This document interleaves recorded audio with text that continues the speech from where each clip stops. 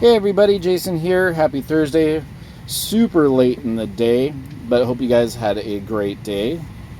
Market already closed, so you can see we are up $7,700 today, so not a bad day. And the first major movement that we had all week. This week has just been nothing but up a couple grand, down a couple grand, up 1,000, down 1,000. Some days I think we ended up pretty even on the day. So nice to have a pretty good solid green day here. One of the things that I did today that I wanted to talk a little bit about was rolling back a credit spread.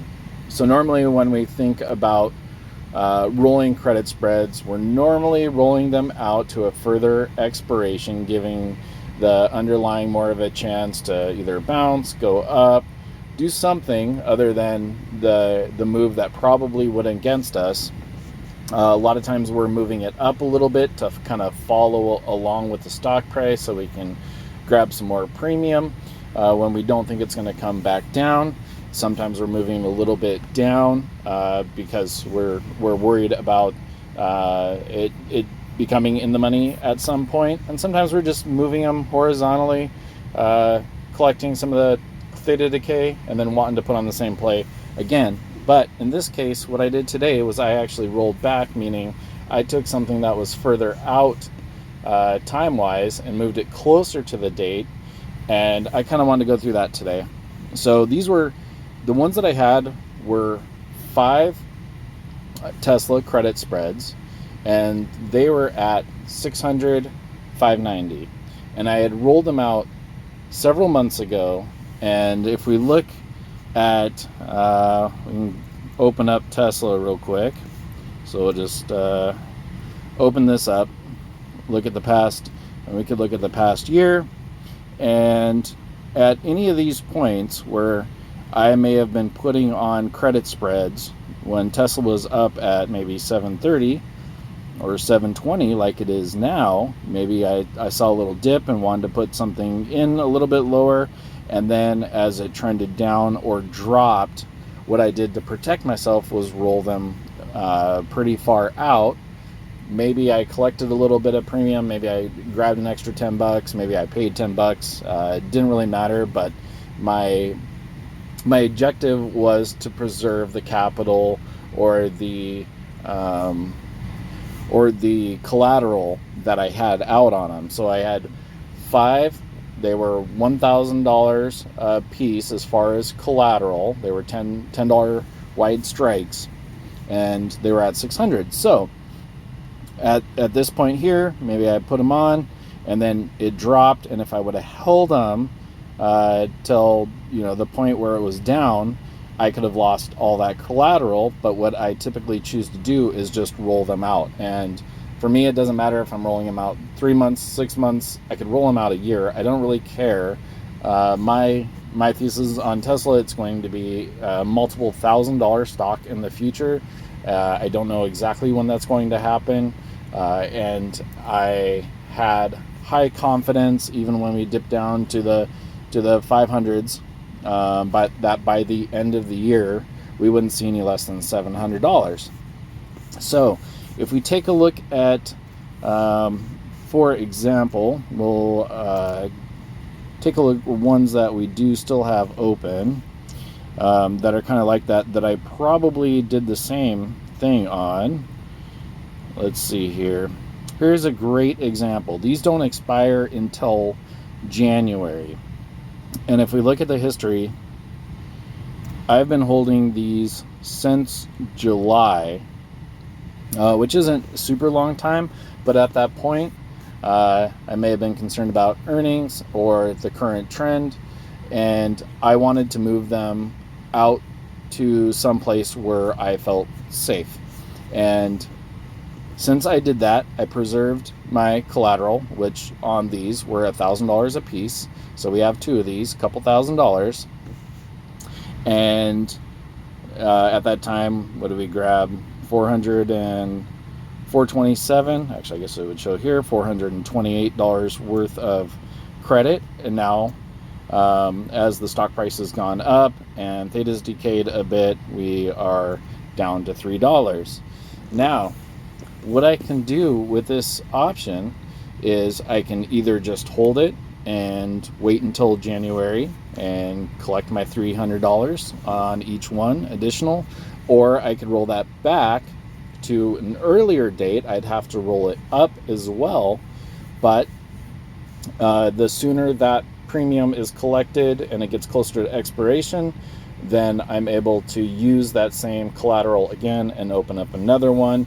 And the thought behind that is, with this $1,000, I would be able to collect more than the $300 over the course of the next 4 months.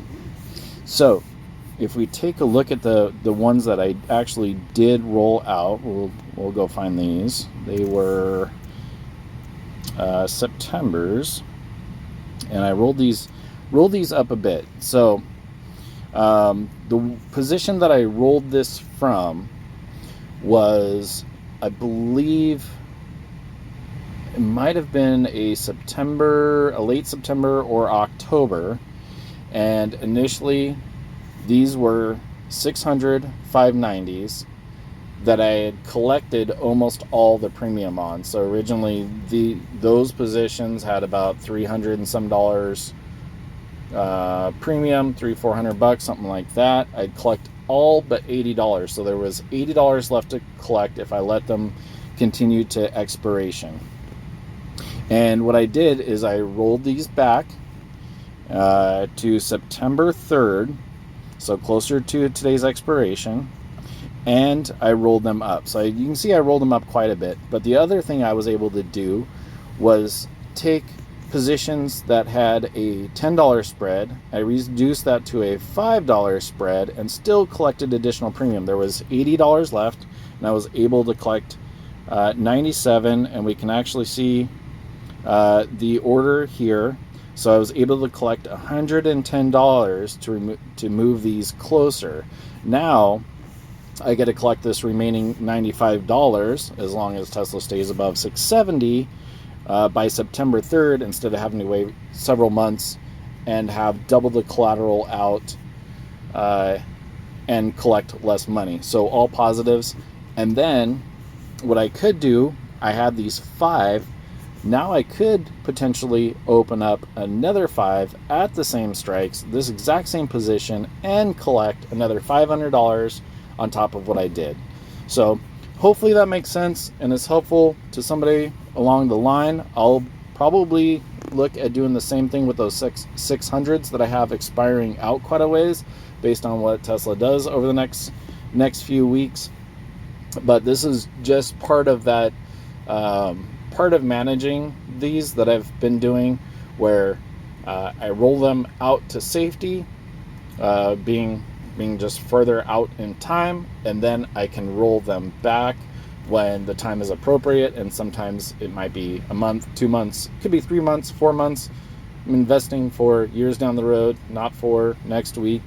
And then we can roll those back, collect the premium sooner, and now we have more money to be able to put at risk as far as collateral to be able to collect the premium on.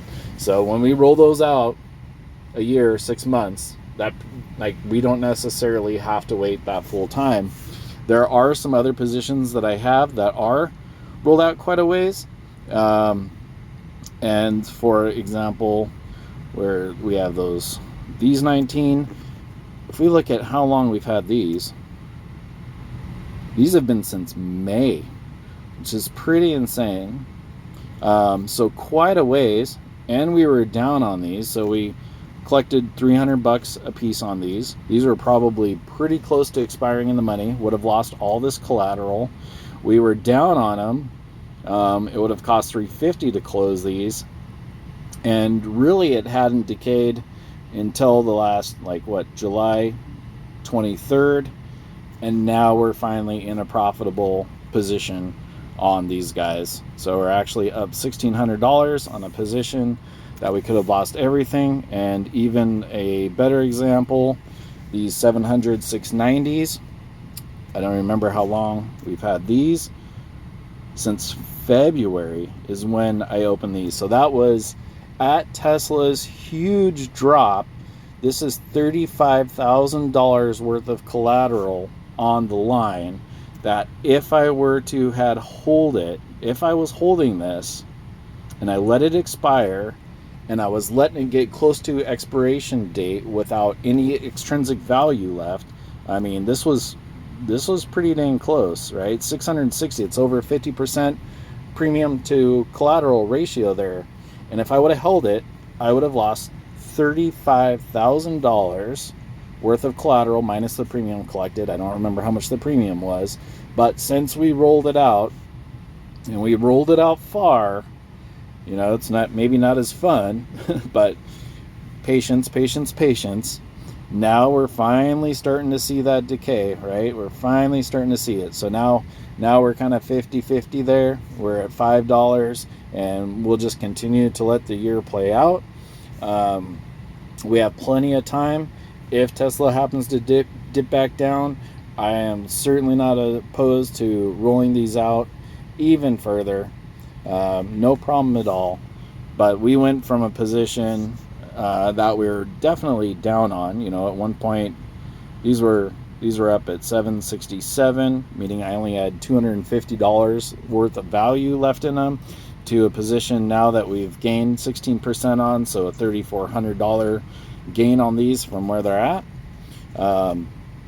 And so that's one of the ways you can take your put credit spreads. You can do it with call credit spreads at all, but since stonks only go up, it's a little bit more difficult.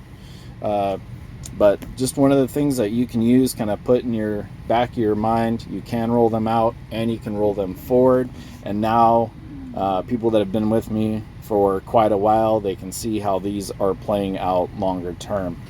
All right, guys, hope you guys had a great day. Love you guys. Let's make a lot of money.